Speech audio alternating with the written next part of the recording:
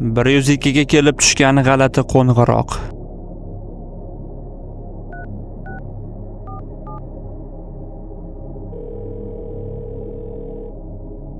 Siz 112 xizmatiga qo'ng'iroq qildingiz.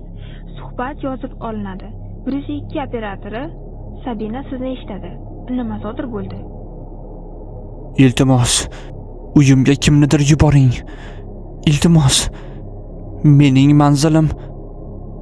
Xo'p, sizga yordam berishga harakat qilaman. Ismingiz nima? Javohir. Javohir, patrul yo'lga chiqdi. Taxminan 20 daqiqada yetib boradi. Xo'sh, ayta olmaysizmi? Biror voqea sodir bo'ldimi? Men baland ovozda gaplasha olmayman. U eshitib qolishi mumkin. Men hech narsa tushunmayapman. Kimdir sizni ta'qib qilyaptimi? Ha. Siz hozir uyingizdamisiz? Ha. Sizdan boshqa kimdir uyda bormi? Ha. U odam qanday ko'rinishga ega? Hech bo'lmasa umumiy ta'rif bera olasizmi? Siz menga ishonmaysiz, lekin ishonishingiz hozir juda muhim. U juda baland bo'yli, 2 metrdan ham uzun. Usti boshida ko'rinishi qora, yuzida esa tabassumli niqob bor. Bu aniq odam emas.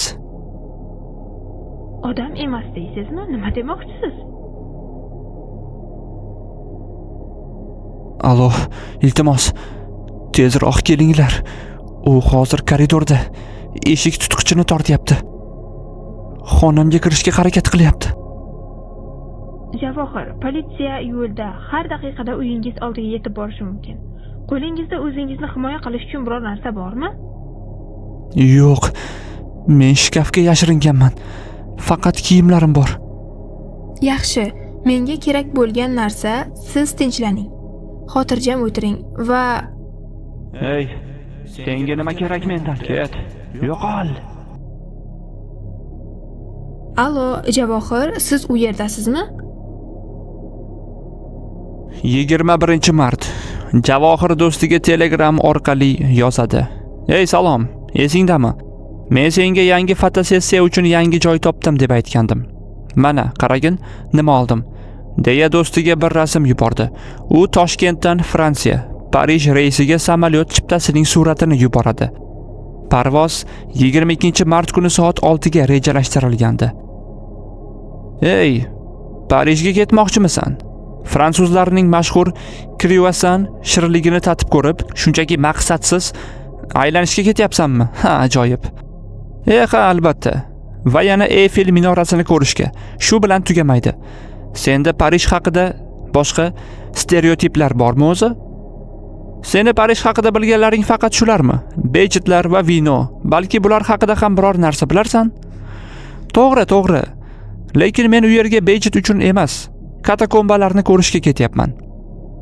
Katakombalar bu qadimdan qazilgan yer osti tunnellari va yo'laklari, keyinchalik qabriston sifatida ishlatilgan joylardir. Masalan, Parijdagi mashhur katakombalarda millionlab odamlarning suyaklari saqlangan. Katakombalar yana bir dahshatli joymi? Bu ham odatdagidek bir fojiali joy bo'lsa kerak. To'g'rimi? Odamlar halok bo'lgan joylarni sen yaxshi ko'rasan. Senga bu narsa yoqadi, kichkina psixopat. Bu yerda gap boshqa. Parij ostida taxminan 300 kilometr uzunlikdagi qadimiy tunnel tarmog'i bor. Dastlab bu Rim davridagi tosh qazilmalari bo'lgan. Keyin esa shahar qabristonlari to'lib ketgach, 6 million odamning qoldiqlari shu katakombalarga ko'chirilgan. Tasavvur qil, devorlar, shiftlar, hammasi suyaklar va bosh suyaklardan iborat. Bu joy haqiqiy o'liklar imperiyasi. Ertaga o'z ko'zlarim bilan ko'raman. Suratlar ham ajoyib chiqadi. Bilasanmi, sen mutlaqo aqldan ozgansan. Javoh, seni boshqa qiladigan ishing yo'qmi? Shunchaki tashlandiq joylar bo'yicha sayohat qilasan. Endi esa o'liklar imperiyasigami? Bu endi boshqa daraja. Pripyat bunkerlardan ham jiddiyroq. Pripyat bu Ukraina hududidagi shahar. 1986-yilda Chernobil AES portlashidan keyin butunlay evakuatsiya qilingan va hozirgacha tashlandiq holda qolgan. Turistlar uchun faqat 1,5 kilometr qismi ochiq. Qolganlari taqiqlangan hudud. Politsiya tez-tez patrul qiladi. Shuning uchun men o'zimga gid topdim forumlardan. Juda tajribali Leo ismli kishi. Ha, bo'pti. Ammo ishonchim komilki, bu Leo qandaydir mahalliy manyak emasmi? Seni ham o'sha murdalar singari o'ldirib, o'sha yerda tashlab ketmasa bo'ldi. Yo'q, Leo unday odam emas. Eng chuqur nuqtalarigacha olib boradi.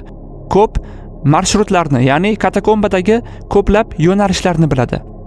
Yo'qolib qolmaslik uchun esa menga aynan shunday inson kerak.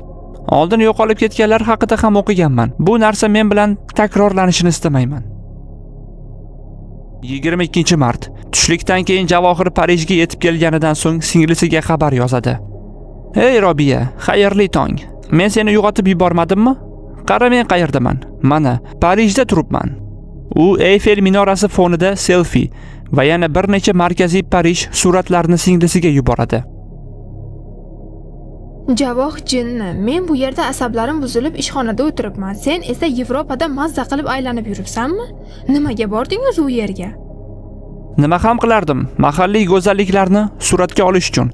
Ancha vaqt bo'ldi, sayohat qilmagandim. Dadam biladilarmi? Qani rostini ayt, yoki yana o'sha yer osti sarguzashtlaringga yo'l oldingmi? Robiya, men allaqachon 26 yoshdaman. Endi ota-onamizdan ruxsat so'rab o'tirmasam kerak. Va sen topding. Ha, men shunaqa joylarga keldim. Bu blogimdagi eng zo'r suratlar bo'ladi. Faqat ehtiyot bo'l, iltimos. Agar senga biror narsa bo'lsa, keyin onamdan gap dakka eshitaman. Seni ertaroq to'xtatmaganimga. Seni yaxshi ko'raman, Robiya. Ishingda omad. Oha, aytishni unutibman. Sen faqat Toshkentda yuraver.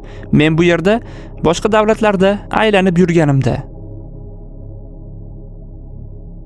23-mart. Ertalab soat 8 da Javohir qani ketdik deya yo'lga tushadi. So'ngra butun kun internetdan g'oyib bo'ladi. Faqat kechqurun u yana Telegramdan onlayn holatda turadi. Fedya, bu narsa aql bovar qilmas darajada ekanligini tasavvur qilsang edi. Men hayratda qoldim. U yerda o'zingni tarixning bir qismi ekanman deb his qilasan. Tasavvur qil, 7 million odamning qoldiqlari, devorlar va shiftlar bosh suyaklari bilan qoplangan. Qora o'rta asrlar, vabo, o'lim, esingdami? O'sha qora niqobli vrachlar haqidagi filmlar. Ana shunaqa. Bilasanmi, Javoh, menga sening shu hislating yoqdi. Ko'pchilik qila olmagan ishlarni qoyillatganing yoqadi. Sen buning uchun yashayapsan. Kimdir dengizda cho'milib rohatlansa, Konsta kabi insonlar qo'shiq aytib rohatlanib turgan bir paytda, sen esa unutilgan joylarga borib dopamin yig'asan. To'g'rirog'i rohatlanasan. Har kimni rohatlantiradigan narsa boshqa. Muhimi, hayotni zavq bilan yashamoqlik eng to'g'ri yo'l. Olgan suratlarimni ko'rishni xohlaysanmi? Hali o'zim ham ko'rmaganman. Albatta, bu suratlarsiz hayotingni tasavvur qila olmayman. Suratlar qatorida Javohir boshida kirish joyining suratini yuboradi. Tutunli qora rangdagi eshik, ichkarida spiral zinapoya. Keyingi suratlarda esa u zinadan tushmoqda. Katakombaning ichida yurmoqda va devorlar bo'ylab terilgan suyaklar. Birinchi kadrlar yoritilgan joylarda bo'lsa, ammo keyingi suratlarda qorong'ulik muhiti kuchayishni boshlagan. Suyaklar endi yerga chalkash bo'lib yotibdi. Dastlabki suratlarda devorlarda grafitilar, ya'ni devorga chizilgan yozuvlar, rasmlar ko'rinardi. Lekin tobora ichkariga kirgan sayin ular ham kamayib, deyarli yo'qoldi. Oxiri qorong'u, tor yo'laklar, hech kim iz qoldirmagan joylarga o'xshardi. Va aynan o'sha joylardan birida qandaydir sirli siluet birinchi marta suratga tushib qoladi. Keyinchalik esa aynan shu surat butun voqeani o'zgartirib yuboradi. Do'sti Farhod suratlarni ko'rib chiqqach, unga javob yozadi. Ey Javoh, sen axir bir inson bilan tushishni aytganding, shunaqami? Ha, men va Leo. Nimaga bunga qiziqib qolding? Chunki suratda sizdan boshqa yana kimdir bor. Sen buni ko'rishing kerak. U suratni qayta yuboradi. Selfida Javohir va Leo. Orqada burilish orqasida qorong'u noaniq siluet. U bir tomondan yigitlarni kuzatib turganday, lekin xuddi yashirinayotgan hamdek. Oho, men buni avvalroq payqamabman, shekilli. Bizni kimdir kuzatib yuribdi deb o'ylaysanmi? Bu ishing balki hazilingning bir qismidir. Meni qo'rqitmoqchi bo'lgandirsan. Balki shunchaki tasodifdir. Yo'q, bu rost.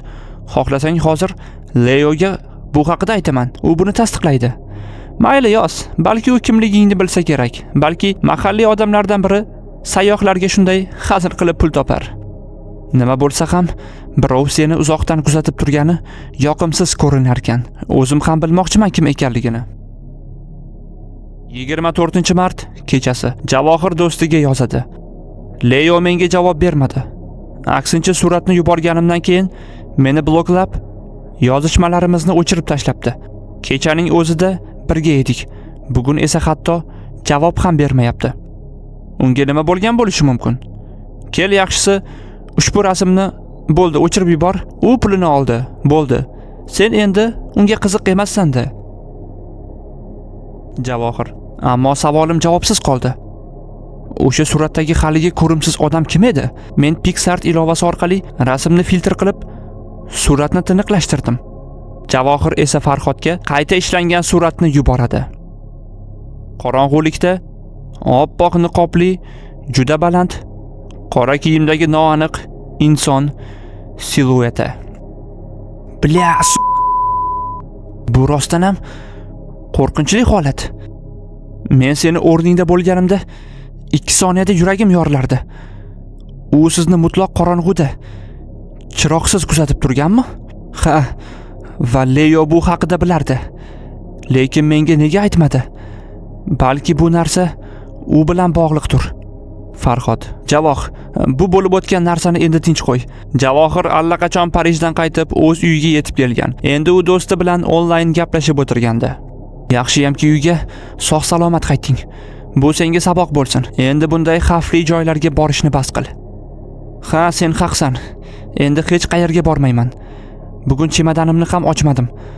Suratlarni ko'rib qoldim-u, haligacha bu jumboqqa javob topolmay o'tiribman. 25-mart. Javohir kechasi do'stiga Telegram orqali yozishni boshlaydi. U hayratda va qo'rquvda. Farhod, yana yomon xabarim bor. Balki bu senga bu gaplarim zerikarli tuyulayotgandir.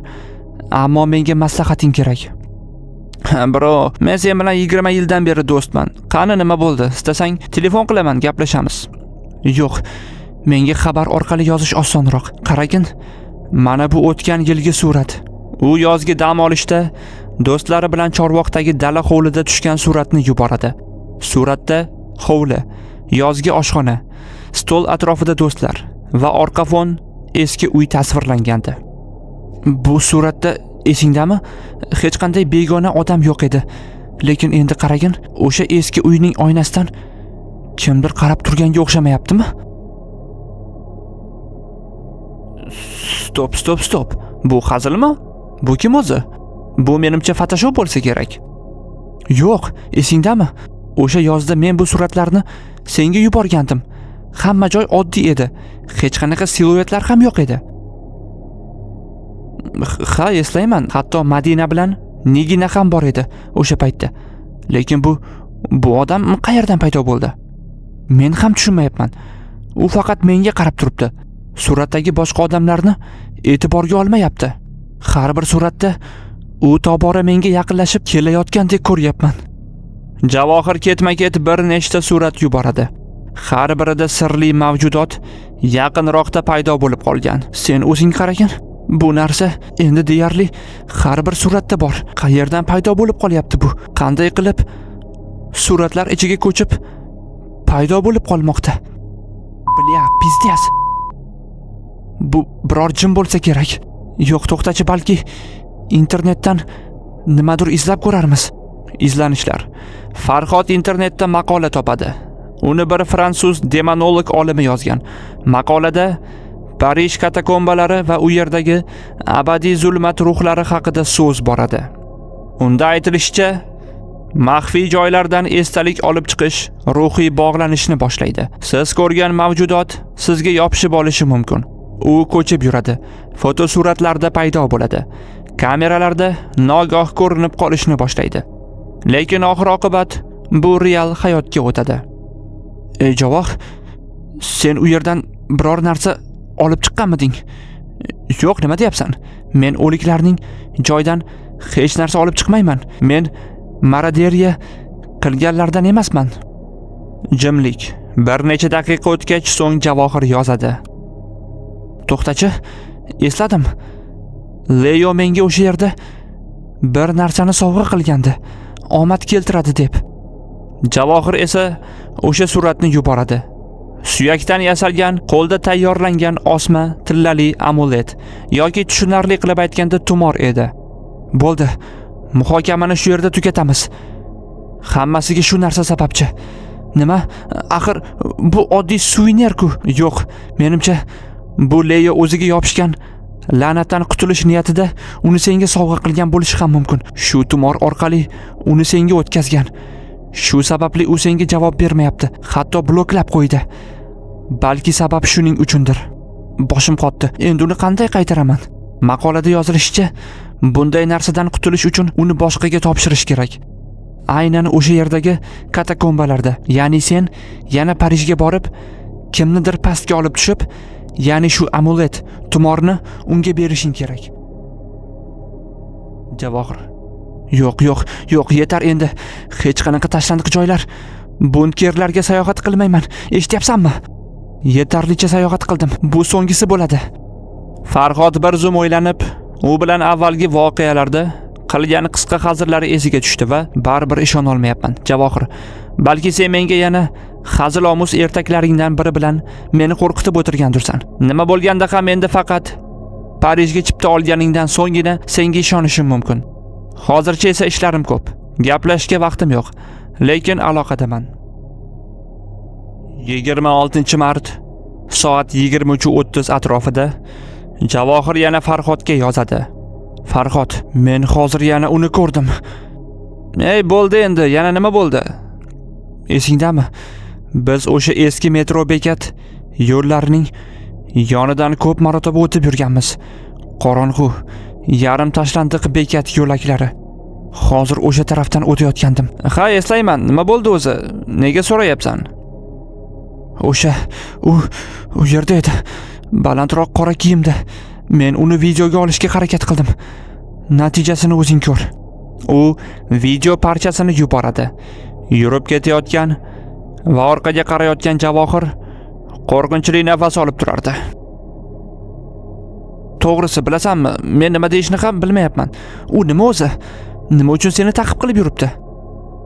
Xuddi suratdagidek, baland bo'yli, yurishi odamga o'xshaydi, lekin g'ayri tabiiy. Men bilan xuddi yonma-yon yurgandek. Suratdagi o'sha nigoh va o'sha tabassumi edi.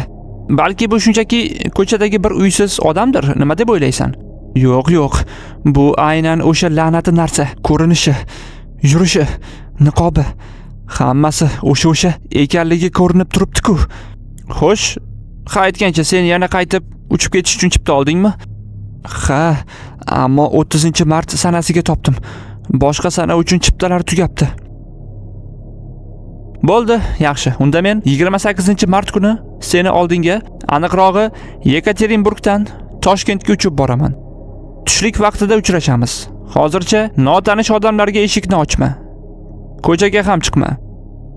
Javohirni do'sti Farhod bu paytda Rossiyada ishlab yurgan paytlari edi. Rahmat Farhod, yagona ishongan odamimsan. Bu haqida hech kimga aytmaganim yaxshi deb o'ylaysanmi? Ha, to'g'ri qilasan. Hech kimga bu haqida aytma. Seni aqldan ozdi deb o'ylashadi. Muhimi, o'zingni ehtiyot qil. 27-mart tun. Farhod, endi bu safar aniq hammasi tugaydi. U unga surat yuboradi. Yerto'la oldidagi garajlar orasida qorong'uda kimdir turganini ko'radi. Bu o'sha uyim oldida 20 daqiqadan beri avvaliga senga bu haqida yozmadim. Balki ketib qolar yoki g'oyib bo'lar deb o'yladim. Lekin u hali ham shu yerda. Hali ham shu yerda? Bo'lmasa politsiyaga murojaat qil. Nima deb aytaman? Balki bu jin yoki maxluq deymanmi? Men ustimdan kulib, aksincha jinnixonaga qo'ng'iroq qilib yuborishadi-ku. Eshiklarni qulfladingmi? Ha, hamma yerni qulflaganman. Hatto domofon ham ishlayapti, lekin u 4-qavatga ham chiqa olsa kerak. Do'sti Farhod, bilasanmi, bu odam emas. Bu sir mavjudotligi aniq. Tashqi ko'rinish shakli insonnikiga o'xshaydi. Lekin tabiatda bunday narsa bo'lmasligini aniq bilaman. Oradan bir necha daqiqa vaqt o'tdi. Javohir Ming la'nat bo'lsin sen iflosga. Men derazadan qarab turgandim. Faqat undan uzoqlashganimda u sekin ko'zdan g'oyib bo'ldi. Farhod: bu menimcha yaxshi-ku. Yo'q, menda yomon his bor. Farhod, menga eshiklar kerak emas. Bu narsa hozir devor bo'ylab yuqoriga chiqyapti. Shu payt Farhod baqirib, vahima ohangda: "Darhol uyingdan chiq. Hoziroq chiqib ket. Sabr qil. Hozir o'zim senga telefon qilaman."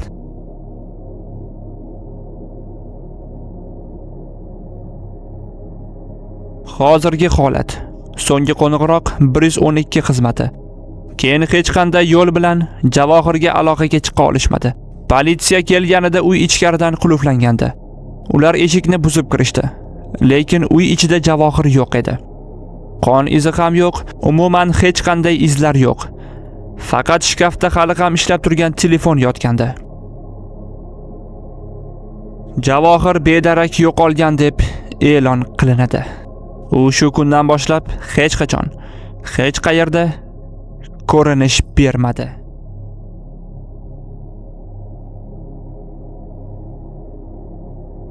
Agar siz hali eshitmagan bundanda qo'rqinchli va hayajonli hikoyalarni eshitmoqchi bo'lsangiz, Telegramdagi yopiq kanalimizga marhamat. Yopiq kanalga kirish havolasi asosiy kanalimizda bor. Rahmat.